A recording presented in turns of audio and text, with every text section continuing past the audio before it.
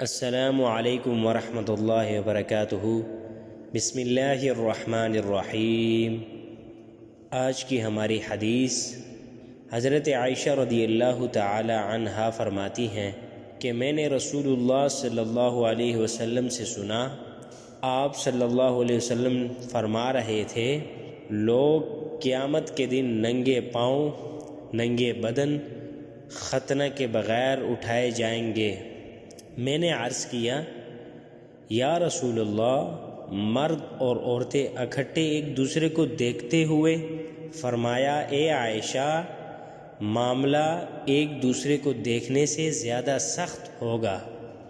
اللہ تعالیٰ سے دعا ہے کہ اللہ تعالیٰ ہمیں بروز قیامت سے پہلے قیامت کی تیاری کرنے کی توفیق عطا فرمائے اور دنیا کے اندر نیک اور صالح کام کرنے کی توفیق عطا فرمائے۔